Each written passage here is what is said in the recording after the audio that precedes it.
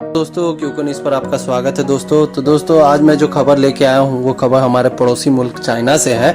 लेकिन ये जो खबर है, ये खबर के बारे में चाइना जो है ना पिछले 1-1.5 महीने से इतना बड़ा हवा फैला के रखा हुआ था ना कि पूरी दुनिया जो थी ना उस चीज़ के ताक में बैठी हुई थी या फिर अचक्के हो रखी थी कि आखिर इस बार जो है चाइना जो है अपना जो रक्षा बजट जो है पेश करने वाला है वो कितना रहेगा। क्योंकि पिछले साल अराउंड 230 अरब डॉलर के करीब में था, तो इस बार जो है अनुमान लगाया गया था कि अराउंड 300 या 350 अरब डॉलर तक का जो है इनका रक्षा बजट जाएगा।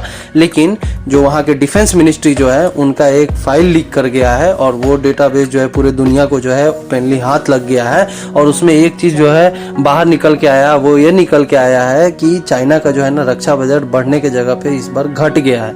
मतलब कि पिछले बार अगर 230 अरब डॉलर था तो इस बार सिर्फ 221 या 22 अरब डॉलर तक ही रह गया है सिमट के। और ये घटने का कारण क्या था?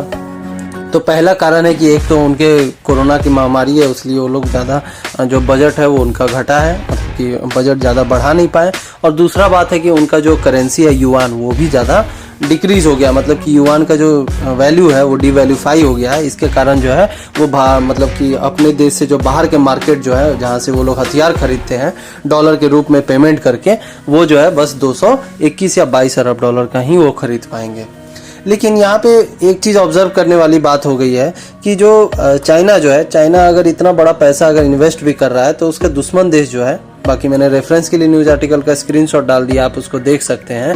लेकिन चाइना जो है, चाइना के सामने में जो है ना 4 दुश्मन खड़े हुए हैं। एक तो इंडिया हो गया, दूसरा अमेरिका हो गया, तीसरा जापान हो गया और चौथा ऑस्ट्रेलिया हो गया। अगर अमेरिका का देखा जाए तो इस साल भी अमेरिका 850 अरब डॉलर जो है वो अपने डिफेंस के ऊपर में खर्चा करने वाला है। और इंडिया की बात करें तो इंडिया भी 70 से 75 अरब डॉलर तक इस साल का रक्षा बजट रखने वाला है।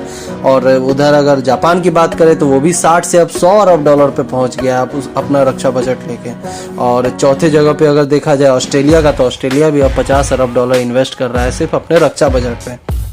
तो देखा जाए तो चाइना को अगर काउंटर करना है तो वो सिर्फ ये जो 220 या 30 अरब डॉलर जो वो इन्वेस्ट कर रहा है अपने रक्षा बजट पे, वो काउंटर करने के लिए कितना, तो वो 4 देश को काउंटर करने के लिए वो अपना रक्षा बजट को मतलब कि इंक्रीज कर रहा है। अगर इस साइड में देखा जाए तो इन चारों देश का अगर रक्षा बजट को मिला दिया तो 1 ट्रिलियन डॉलर से पार कर जा रहा है।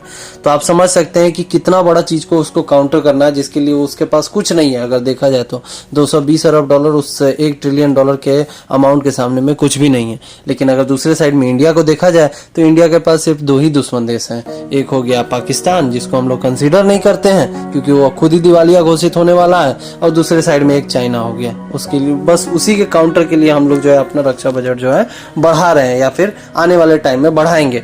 लेकिन यहाँ पे बात वो नहीं हो जाती है कि हम लोग जो है अपनी इकोनॉमी के बारे में कुछ सोचे ही नहीं, सिर्फ रक्षा बजट ही बढ़ाते रहे।